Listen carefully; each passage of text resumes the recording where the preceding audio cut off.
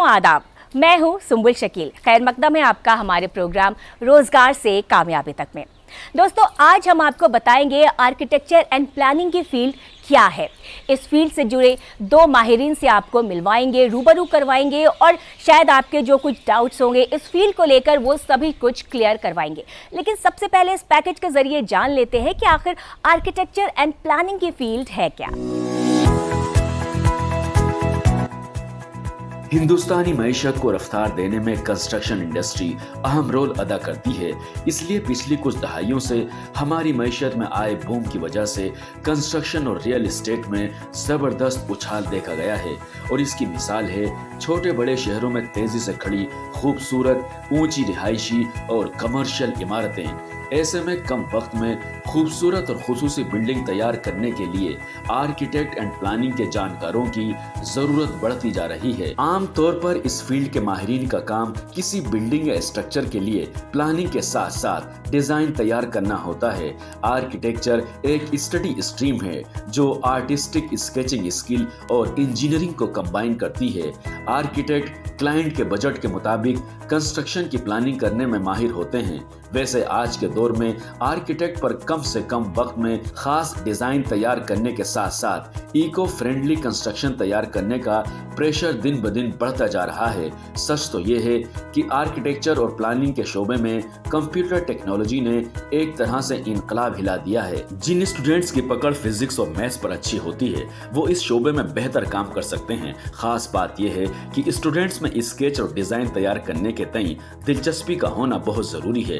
Post graduation level पर आप architecture में स्पेशलाइजेशन कर सकते हैं। स्पेशलाइजेशन के रूप में आप urban design, regional planning, building engineering and management, architectural conservation, industrial design, landscape architecture, naval architecture का इंतखाब कर सकते हैं। इस मैदान में नौजवानों को तालीम दे रहे अहम इदारों की बात की जाए तो school of planning and architecture New Delhi, Netaji Subhash university of technology New Delhi, government college of architecture Lucknow, Indian institute of technology Kharagpur, Roorkee विश्वविद्यालय रुड़की, जामिया मिल्लिया इस्लामिया नई दिल्ली इसमें अहम हैं। इस मैदान में तालीम हासिल करके आप अपने मुस्तकबिल के साथ साथ मुल्क की तरक्की को भी एक नई रफ्तार दे सकते हैं। इस फील्ड को और बारीकी से जानने के लिए बढ़ते हैं अपने अगले सेगमेंट की तरफ जिसका नाम है करियर की बात एक्सपर्ट के साथ।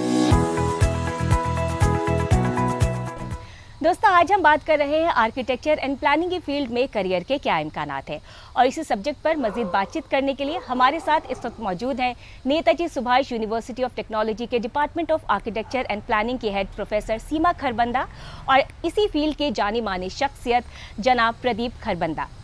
आप दोनों का इस्तकबाल है हमारे इस प्रोग्राम में। सबसे पहले तो मैम आपसे मैं यही जानना चाहूँगी कि किसी भी मुल्क की तरक्की और तामीर में आर्किटेक्ट्स जो होते हैं वो बहुत अहम रोल अदा करते हैं। आर्किटेक्चर एंड प्लानिंग की जाती है और इस फील्ड के जो माहिरीन हैं उनका बहुत अहम रोल होता है। तो अगर एक लेमैन की ज़बान में अगर हम समझना चाहें आर्किटेक्चर एंड प्लानिंग की फील्ड को तो आप क्या कहना चाहेंगी? देखिए आर्किटेक्चर और प्लानिंग दोनों एक तरह से रिलेटेड फील्ड्स भी हैं और अलग भी हैं। आर्किटेक्चर में जो आम लोगों की राय है कि आर्किटेक्चर का मतलब सिर्फ बिल्डिंग्स होता है, ऐसा लेकिन नहीं है। आर्किटेक्चर सिर्फ एक बिल्डिंग का डिज़ाइनिंग एंड प्लानिंग नहीं है, उसके अलावा उसका इंटीरियर, लोगों का जो उनके रहने का स्टाइल है जी, इस सब चीज़ों को भी एक बिल्डिंग दर्शाती है। बिल्कुल। तो जो इंटीरियर्स होते हैं वो भी आर्किटेक्चर के फील्ड में कवर किए जाते हैं। प्लस उनका जो एक तरह का स्टेटस सिंबल भी माना जाता है कि एक इंसान किस तरह के रेजिडेंस में रह रहा है। बिल्कुल। और फिर घरों के अलावा हमारे पास और भी बहुत सारी बिल्डिंग्स हैं जो कि पब्लिक बिल्डिंग्स भी हैं और जैसे हमारे एंटरटेनमेंट के लिए बिल्डिंग्स हैं। तो ये सब चीज़ें भी आर्किटेक्चर के अंडर आती हैं। एंड एक देश के आगे बढ़ने के सिलसिले में प्लानिंग का अहम रोल हो जाता है, क्योंकि अगर हम एक वेल प्लान्ड टाउनशिप या सिटी की तरफ से आगे बढ़ते हैं तो ये हो जाता है कि जो प्लानिंग है वो अगर प्रॉपर है तो उस हिसाब से हमें बहुत सारी आगे जाकर होने वाली प्रॉब्लम्स कम हो जाती हैं। लाइक अगर हम लोग ट्रांसपोर्ट को भी पहले से ही मद्देनज़र रखते हुए बढ़ते हैं तो उस केस में जो है शहर प्रॉपर डेवलप हो जाता है। इन सब चीज़ों का हमें ध्यान रखना पड़ता है at the very initiation. So this is where architecture and planning are correlated also. Sir, आप इस फील्ड का जाना माना नाम है और फील्ड में इतने सालों से काम कर रहे हैं। आपसे जानना चाहेंगे, अगर आप इस फील्ड के बारे में क्या कहना चाहेंगे, किस तरह से काम होता है, क्या है ये आर्किटेक्चर एंड प्लानिंग आपकी नज़रों में? पहले तो मैं आपको थैंक्स देना चाहूँगी कि आप इस इंडस्ट्री को कवर करने जा रहे हैं, बिकॉज आर्किटेक्चर को अगर मैं ट्रीट करूँ, it's a very new profession in India.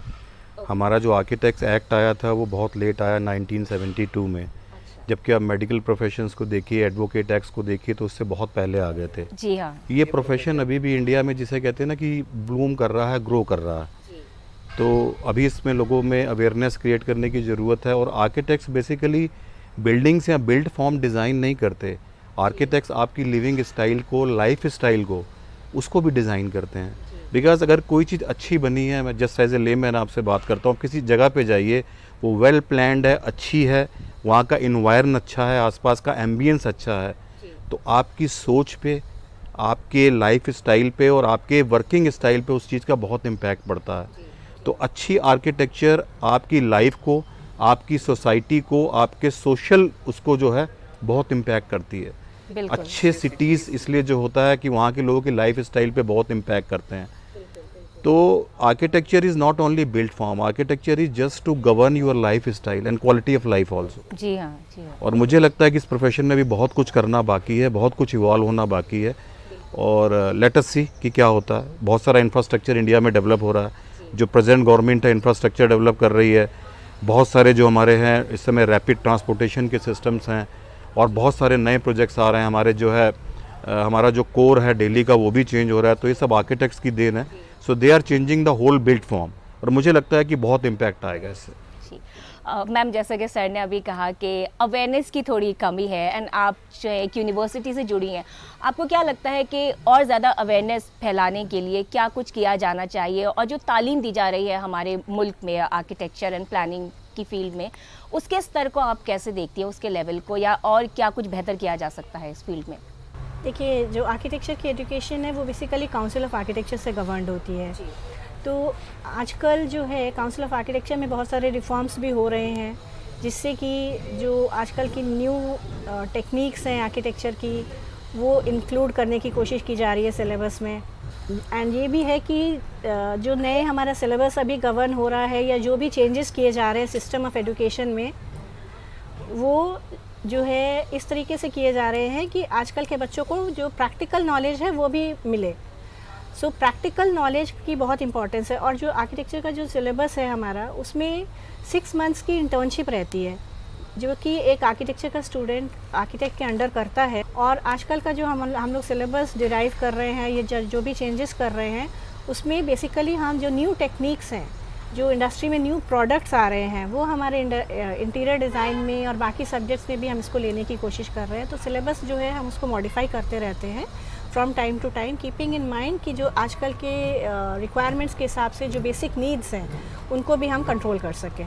Ji ma'am, जब स्टूडेंट्स कोर्स कर लेते हैं, पास आउट होते हैं, तो किस तरह के करियर ऑप्शंस उनके सामने होते हैं और ग्रोथ के क्या चांसेस? देखिए, आर्किटेक्चर के बाद एक स्टूडेंट के पास बहुत सारे करियर ऑप्शंस अवेलेबल हैं, जिसकी कई अभी तक शायद प्रॉपर इसके बारे में नॉलेज स्टूडेंट्स को नहीं हो पा रही है। तो एक तो जैसे मैंने बताया कि आर्किटेक्चर के बाद एक कोर्स जो उनके लिए अवेलेबल है, that is they can go in for planning. उसके अलावा सबसे पहले एक आर्किटेक्चर के स्टूडेंट की कोशिश ये होनी चाहिए कि वो अपनी प्रैक्टिस इस्टेब्लिश करे, बिकॉज जो उसने नॉलेज गेन की है वो एक बेसिस है उसके आगे के डेवलपमेंट के लिए। और जब वो फील्ड में उतरेगा तब उसको काफ़ी सारी प्रैक्टिकल नॉलेज भी गेन होगी, एंड उसका अपना अगर ऑफिस सेटअप होगा तो he has got a very good choice of expanding, और वो अपने हिसाब से काम कर सकता है, अपने टाइम के हिसाब से फ्लेक्सिबल आवर्स हो सकते हैं। प्लस जो है उसके एकेडमिक कैरियर में भी वो आगे ऑप्शंस हैं, like he can go in for masters and then he can go in for PhDs and then join as lecturers और प्रोफेसर्स इन आर्किटेक्चर कॉलेज। इसके अलावा आर्किटेक्चर के बाद एक interior design, landscape architecture, BEM building engineering management, ये सब और बहुत सारे कोर्सेज हैं जो कि मास्टर्स लेवल पे अवेलेबल हैं फॉर आर्किटेक्ट्स। जैसे मैंने पहले बताया था, ट्रांसपोर्ट प्लानिंग, इस तरह के कोर्सेज भी हैं।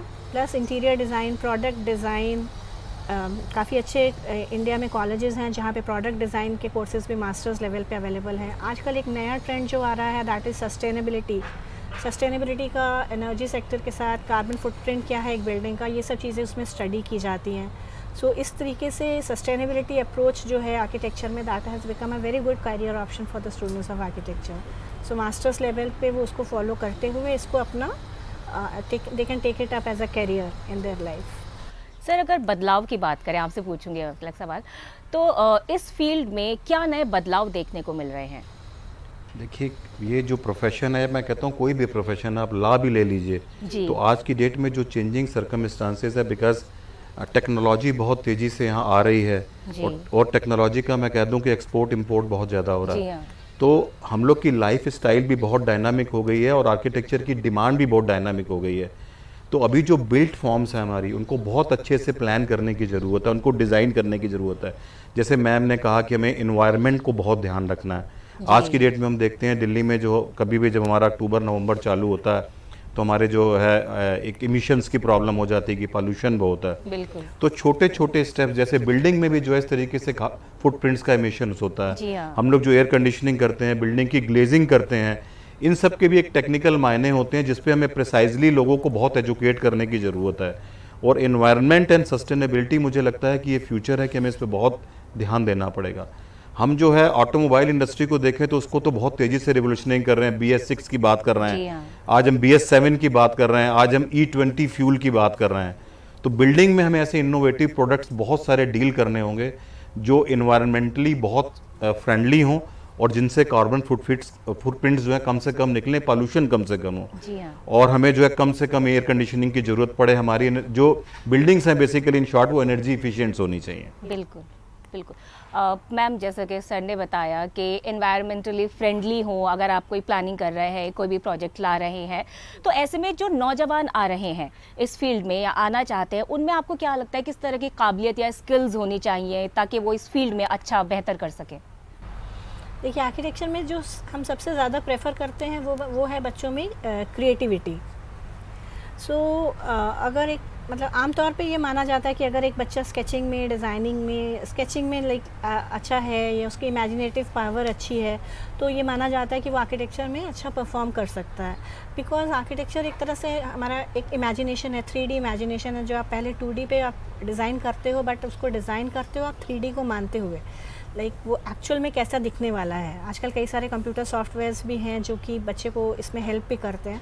सो आई थिंक थोड़ी सी कंप्यूटर की नॉलेज भी, सॉफ्टवेयर्स की नॉलेज भी उसके लिए ज़रूरी है। Like there are some software जैसे ऑटोकैड है, रेविट है, ग्रासहॉपर है, इस तरह के कुछ softwares, Photoshop is a very basic necessity. So ये इस तरह के सॉफ्टवेयर स्किल्स अगर बच्चों में होंगे तो ये उनके लिए काफ़ी हेल्पफुल रहते हैं। एंड उसके बाद ये भी है कि एक बच्चा अपने आप को कितना हार्ड वर्किंग हो सकता है। बिकॉज अगर मैं सच में बोलूँ तो आर्किटेक्चर के कोर्स के दौरान 5 सालों में बच्चे को बहुत मेहनत करनी पड़ती है। Like there are so many submissions और हर एक में हमारा ड्राइंग वर्क ज़्यादा होता है। इंजीनियरिंग की तरह it's not a practicals to be done in the practical labs. Architecture के कोर्स में there is a lot of drawing work, sheet work, जो कि अगर हम सब्जेक्ट्स को देखें, हिस्ट्री ऑफ आर्किटेक्चर है उसमें भी स्केचिंग का काम है। स्पेशल मेन सब्जेक्ट्स हमारे आर्किटेक्चरल डिज़ाइन होता है, बिल्डिंग कंस्ट्रक्शन होता है, तो इसमें कंस्ट्रक्शन के डिटेल्स। और सबसे अहम बात इसमें ये होगी कि स्टूडेंट्स के पास पारखी नज़र होनी चाहिए इसमें, कि जैसे वो अगर रास्ते से भी जा रहे हैं, एक आम रास्ते से गुजर रहे हैं, तो उनको जो नोटिस करें that should be very much different कि एक आम आदमी क्या नोटिस कर रहा है उससे। बिल्कुल बिल्कुल। तो उसको जो है अहम डिटेल्स पे नज़र जानी चाहिए। अगर कारपेंट्री की कोई जगह से गुज़र रहा है तो उसको वहाँ पे नज़र देखना चाहिए कि वो कारपेंट्री जॉइंट्स कैसे कर रहे हैं, या कोई प्लम्बर काम कर रहा है तो कैसे काम कर रहा है। तो ये कोशिश उसकी होनी चाहिए कि जहाँ पे भी जाए उसकी ऑब्जर्वेंस पावर उसको डेवलप करनी बहुत ज़रूरी होती है। एक मिनट, मेरा बस बैग उठा दे। तो जैसा कि मैम ने बताया कि क्रिएटिव होना चाहिए अगर कोई नौजवान इस फील्ड में आने के लिए सोच रहा है। आपको क्या लगता है किस तरह की क्रिएटिविटी नौजवानों के अंदर होनी चाहिए कि उन्हें लगे हाँ अब मैं इस फील्ड में कामयाब हो सकता हूँ, मैं एक अच्छा आर्किटेक्ट बन सकता हूँ? देखिए, मेरा ये मानना है कि किसी भी प्रोफेशनल स्टडी को जब आप करते हैं तो वो स्टडी आपको एक स्टेज पे लाके, एक प्लेटफॉर्म पे लाती है कि अब आपको परफॉर्म आगे करना है। ठीक है, अब वो आपको एक बेस देती है कि अब आपको आगे बढ़ना है, चाहे वो आर्किटेक्चर हो, चाहे वो इंजीनियरिंग हो, चाहे वो मेडिसिन की फील्ड हो, डॉक्टर की फील्ड हो, या वो एक एडवोकेट लॉयर की फील्ड हो। तो बेसिकली क्रिएटिविटी इसलिए पे करती है क्योंकि आपको एक एम्बियंस को क्रिएट करना है, आपको बिल्ट फॉर्म को क्रिएट करना है। तो उससे लिए जो आर्किटेक्चरल जो स्टूडेंट होते हैं एकेडमिक्स में, उनको इतनी चीज़ें सिखाई जाती हैं, जैसे मैम ने कहा कि उनको ड्राइंग्स बनानी होती है, उनको साइट का एनालिसिस करना पड़ता है, वहाँ के एनवायरनमेंट को स्टडी करना पड़ता है, प्लस अगर हम किसी बिल्डिंग को डिज़ाइन कर रहे हैं तो उसके अंदर सर्कुलेशन कैसे होगा उसको भी डिज़ाइन करना पड़ता है, उसको भी स्टडी करना पड़ता है, ट्रैफिक का मूवमेंट कैसे होगा। तो इन सब चीज़ों के साथ साथ उसको देखिए, ऐसा बिल्डिंग में एक तो हमारी आर्किटेक्चरल रिक्वायरमेंट है जिसे हम कहते हैं कि खूबसूरती की बात हो गई, दूसरा हो गया फंक्शनलिटी। तो उसकी फंक्शनलिटी भी अच्छी होनी चाहिए, उसका जो पर्पस है वो डिफीट नहीं होना चाहिए। तो बिल्डिंग फंक्शनलिटी भी इम्पॉर्टेंट है और आर्किटेक्चर उसके जो एलिमेंट्स है वो भी इम्पॉर्टेंट है। तो उसको क्रिएटिविटी के साथ साथ उस बिल्डिंग के यूज़ की, उस बिल्डिंग की एक वर्किंग की, एक उसकी जो रनिंग है उसको भी उसको आइडिया। जैसे कोई इंडस्ट्री डिज़ाइन कर रहे हैं तो इंडस्ट्री में वेरियस स्टेजेस क्या हैं, कहीं पे अगर हम कोई रिक्रिएशनल स्पेस अगर डेवलप कर रहे हैं तो उसकी रिक्वायरमेंट क्या है, लोग कैसे यूज़ करेंगे, लोग कैसे मूव करेंगे, तो उसको ये सब भी स्टडी करना पड़ता है। तो क्रिएटिविटी के साथ साथ आर्किटेक्चर आपको बहुत चीज़ें साथ में सिखाती है, और अच्छा आर्किटेक्ट वही है जो इन सब चीज़ों को अमलगेट करता है, मिक्स करता है और फिर एक डिज़ाइन को बनाता है। तो that becomes a good architecture जो एक सस्टेनेबल होती है और लॉन्ग टर्म पे चलती है। सर, जैसा कि आप दोनों से बात करके पता चल रहा है कि बहुत अच्छी एक ये फील्ड है, एंड जो करियर ऑप्शंस हैं बच्चों के लिए वो भी बहुत ज़्यादा है, ग्रोथ के भी बहुत ज़्यादा चांसेस है। ऐसे में जो नौजवान हैं, जो यूथ है, उनमें किस तरह की हम देखते हैं कि वो इस फील्ड में दिलचस्पी दिखा रहे हैं आने के लिए? कि आर्किटेक्चर एक फैसिनेटिंग प्रोफेशन है, हम लोग को पढ़ाया जाता है कि आर्किटेक्चर एक नोबल प्रोफेशन है। तो मेरे हिसाब से मानना है कि सारे प्रोफेशन अपने आप में नोबल होते हैं अगर आप एज ए ह्यूमन बीइंग खुद नोबल हैं। अगर आपको लगता है आप नोबल हैं तो आपका प्रोफेशन ज़रूर नोबल है।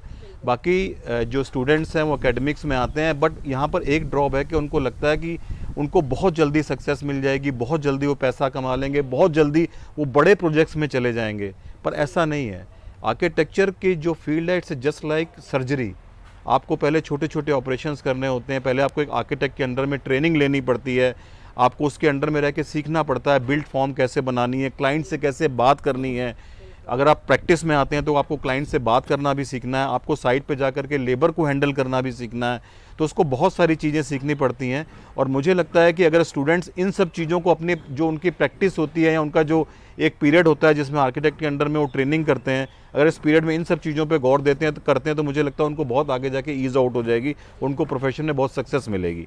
जी मैम, जैसे कि सर ने बताया कि बच्चे आते हैं, उनको लगता है कि अरे जल्दी से मुझे कोई नया प्रोजेक्ट मिल जाए। हम देखते हैं अक्सर होता है, ये यूथ होते हैं, कोई भी कोर्स करे उनको लगता है कि हमने अच्छा भी पढ़ाई कर लिया, हमें जल्दी से कोई बड़ा प्रोजेक्ट मिल जाए। आपको क्या लगता है कि क्या कुछ और तालीम में कुछ बेहतरी की या उनको गाइडेंस की और ज़्यादा ज़रूरत है जिससे कि वो और ज़्यादा बेहतर कर सके, या तालीमी इदारों में जो इंस्टीट्यूशंस हैं उनमें और कुछ बेहतर किया जा सकता है?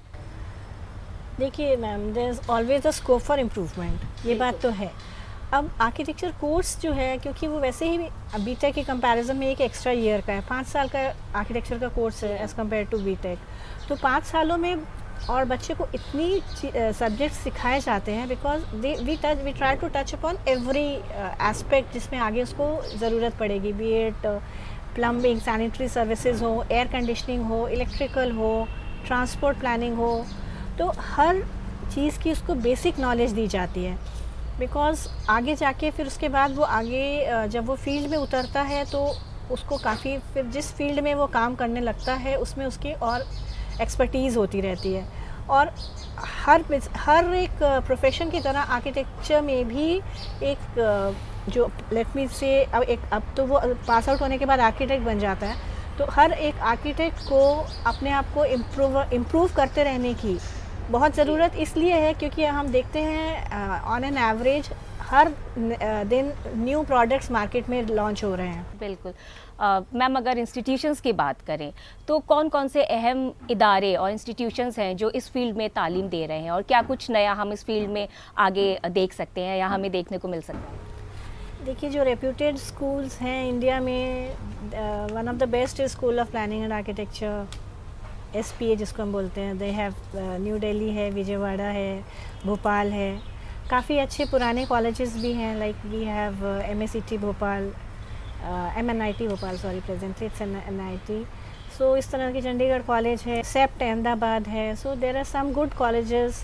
प्लस जैसे अभी हमने Netaji Subhash university of technology में भी ये कोर्स शुरू किया है और अभी वहाँ पे 2 साल हो चुके हैं इस कोर्स को रन करते हुए।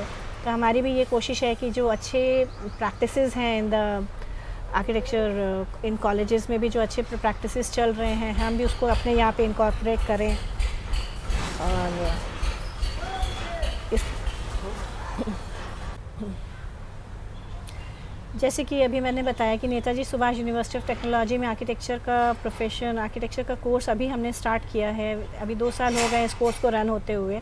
तो स्टूडेंट्स को हमारी ये कोशिश रहती है कि जो बेस्ट आर्किटेक्चरल कॉलेजेस में जो प्रैक्टिसेस फॉलो की जाती हैं, जिस तरह की असाइनमेंट्स हैं, हम उससे थोड़ा सा बेहतर उनको शिक्षा दे पाएँ, प्लस उनको इस तरह की इन्फॉर्मेशन दे पाएँ जो कि उनके लिए आगे चलकर भी बहुत ही महत्वपूर्ण हो, बहुत ही उनके लिए बेनिफिशियल हो। इस तरह के हम लोग कि वहाँ NSUT में बहुत सारे इस तरह के हम लोग कोर्स, जो हमने कोर्स करिकुलम जो इस तरह का डिराइव किया है, प्लस जो हमारा सिलेबस है, इस तरीके से हम कोशिश है कि बच्चों को हम बेस्ट इंडस्ट्री के लिए बेस्ट तरीके से उनको हम रेडी कर सकें। बिल्कुल सर, अगला सवाल मैं आपसे जानना चाहूँगी, किसी भी फील्ड में चैलेंजेस होते हैं, कोई भी पढ़ाई करें या हम काम करने निकलते हैं तो हर फील्ड में हम देखते हैं चैलेंजेस होते हैं। इस पर्टिकुलर फील्ड की अगर हम बात करें तो आपको क्या लगता है, क्या चैलेंजेस हैं इस फील्ड में या नौजवानों के सामने आते हैं, आर्किटेक्ट्स के सामने आते हैं? तो सबसे बड़ा चैलेंज तो ये कि जो स्टूडेंट आर्किटेक्चर का जब वो 5 साल का कोर्स पूरा करता है तो उसे बड़ा कन्फ्यूज़न होता है किस फील्ड में जाए, गवर्नमेंट में जाए कि मास्टर्स करने जाए, स्पेशलाइजेशन करने जाए, फॉरेन में किसी यूनिवर्सिटी में जाए क्योंकि अब्रॉड जाने के भी उसके प्रॉस्पेक्ट्स होते हैं एग्ज़ाम्स क्लियर करके, या वो प्रैक्टिस में आए। तो ये चीज़ें उसको जो है शुरू से ड्यूरिंग एकेडमिक्स डिसाइड करनी चाहिए, अपने माइंड का ओरिएंटेशन बनाना चाहिए उसे किस फील्ड में जाना है। अगर उसे प्रैक्टिस में जाना है तो उसका ओरिएंटेशन प्रैक्टिस वाला होना चाहिए, उसको उसी हिसाब से उसको स्टडी करनी चाहिए। तो मैं तो जब कभी भी स्टूडेंट्स को देखता हूँ तो जब हमारे यहाँ ट्रेनिंग के लिए भी आते हैं तो मैं देखता हूँ कि उनको बड़ा कन्फ्यूज़न होता है क्या करना है। कभी मैं उनसे कभी डिस्कशन करता हूँ आगे क्या करना है, तो मुझे लगता है कि एकेडमिक्स में इस चीज़ का बहुत ध्यान देना चाहिए कि उसका ओरिएंटेशन उसको इतना गाइड करें कि अपने आप को बाद में वो मार्केट में आके एस्टेब्लिश कर सके, चाहे उसे प्रैक्टिस में आना है, चाहे उसे गवर्नमेंट जॉब में आना है, चाहे उसे मास्टर्स करने जाना है या उसे एकेडमिक्स में जाना है। तो एक बहुत बड़ा चैलेंज है ये कि माइंड को अपने एक प्रॉपर तरीके से ओरिएंट करना और आगे बढ़ना। अगर वो प्रैक्टिस में आता है तो उसे क्लाइंट से इंटरेक्ट करना है, कॉन्ट्रैक्टर से इंटरेक्ट करना है, क्लाइंट्स को लाना है, ऑफिस एस्टेब्लिश करना है, ऑफिस मैनेज करना है। ये सब हमारे यहाँ एकेडमिक्स में प्रोफेशनल प्रैक्टिस में सिखाया भी जाता है, पर ये अपने आप में बहुत बड़ा चैलेंज है। ये जर्नी आसान नहीं होती है, इसमें बहुत सारे चैलेंजेस आते हैं। जैसे कोई एडवोकेट भी प्रैक्टिस करता है, डॉक्टर भी अपनी सर्जरी की अपना एक प्रैक्टिस एस्टेब्लिश करता है, तो ये सारे चैलेंजेस हैं, सबको फेस करने पड़ते हैं। पर उसको अपने माइंड को अगर वो ट्यून कर लेगा तो उसमें शायद थोड़ा उसके लिए ईजी हो जाएगा। This is my opinion. तो जैसा कि आपने भी बताया कि एक जर्नी है जो आसान नहीं होती और आप इस फील्ड की एक जानी मानी शख्सियत हैं, आपने इतना कुछ किया है, नाम कमाया है। आपके सफ़र को जानना चाहेंगे अब तक। देखिए, सफ़र तो रोलर कोस्टर है, आज भी रोलर कोस्टर है, चलता रहता है, अप्स एंड डाउन्स आते रहते हैं। बट हम लोग ने अपने माइंड को ट्यून कर लिया है कि हम लोग को हमेशा पॉजिटिव रहना है। ठीक है, तरह तरह के क्लाइंट्स मिलते हैं, हर प्रोजेक्ट अपने आप में नई चीज़ सिखाता है, चाहे वो छोटा है चाहे वो बड़ा है, अपने अपने चैलेंजेस लेके आता है। हर क्लाइंट आपको टीच करता है। जैसे मैम ने कहा कि अच्छा आर्किटेक्ट वही है जो अच्छा ऑब्जर्वेंट हो, जैसे अच्छा डॉक्टर वो है जिसका डायग्नोसिस अच्छा है, अच्छा डॉक्टर वही है जो डायग्नोस करके एक प्रॉब्लम को डिटेक्ट कर पड़ जाए। इसी तरह अच्छा आर्किटेक्ट वो है जिसका ऑब्जर्वेशन बहुत अच्छा है, जो क्लाइंट से बात करके रीड कर पाए कि क्लाइंट्स की रिक्वायरमेंट क्या है, या कहीं बिल्ट फॉर्म को डिज़ाइन करने जा रहा है, कहीं प्लानिंग डिज़ाइन नहीं कर पा रहा है, तो उसकी सारी रिक्वायरमेंट उसके माइंड में उस समय एक एस्टेब्लिश होनी चाहिए कि उसको क्या करना है, कैसे प्लान करना है। तो ये फील्ड इजी हो जाती है तब जब आप इन सब चीज़ों को अपने माइंड में ट्यून करते हैं। बाकी जर्नी हमारे भी मुश्किल रही क्योंकि हमारे यहाँ कोई फील्ड में आर्किटेक्ट था नहीं, तो धीरे धीरे करके ग्रेजुअली अपने आप को एस्टेब्लिश किया। जिसे कहते हैं ना कि धक्के खा खा के गिर के उठना सीखा। और मैं औरों से भी यही कहना चाहता हूँ, गिरते रहिए, उठते रहिए, लेकिन उठते रहिए, गिरे मत रहिए। That's basically message for our the architects. Ma'am, बहुत कुछ आपने इस फील्ड के बारे में बताया। आखिरी सवाल आपसे यही जानना चाहेंगे, जो नौजवान है इस फील्ड में आने के ख्वाहिशमंद हैं, उनके लिए आपका क्या मैसेज होगा? मैं तो ये कहना चाहूँगी कि जो बच्चे इस फील्ड में आना चाहते हैं, they should not be hesitant to join this course. ये बहुत अच्छा एक उनके लिए एक करियर ऑप्शन है। और it is challenging no doubt, लेकिन कौन सा प्रोफेशन चैलेंजिंग नहीं होता है। लेकिन ये एक ऐसा प्रोफेशन है जिसमें उनकी क्रिएटिविटी बाहर आती है, उनको जो वो डिज़ाइन कर, जो वो उन्होंने ड्रीम किया होता है, they can just bring it to alive.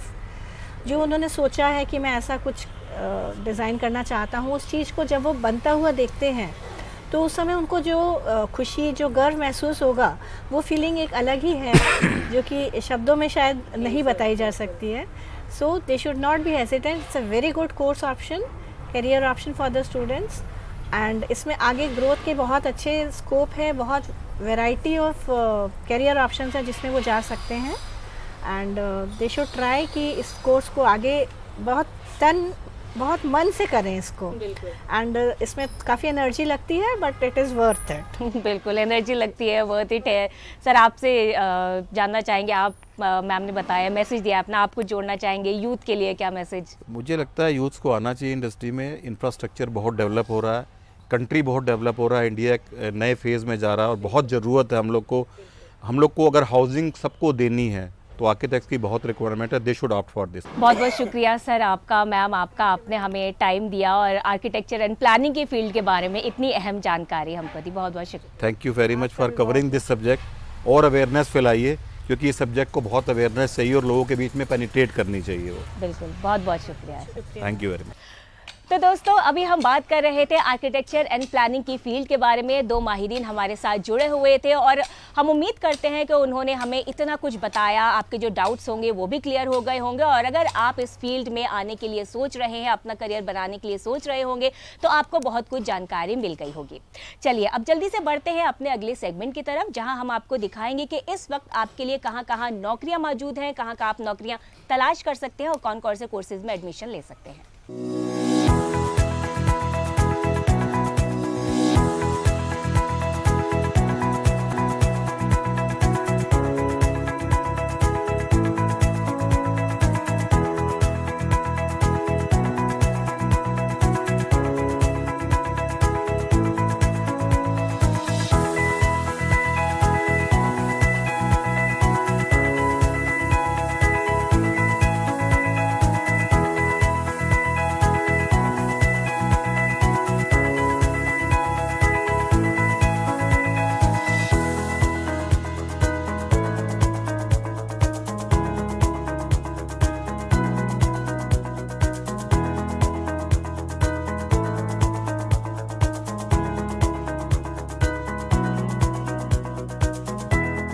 दोस्तों, उम्मीद है हमारा आज का एपिसोड आपको ज़रूर पसंद आया होगा। अगले हफ्ते एक नए सब्जेक्ट के साथ आपसे फिर होगी मुलाकात। तब तक के लिए मुझे दीजिए इजाज़त। आदाब।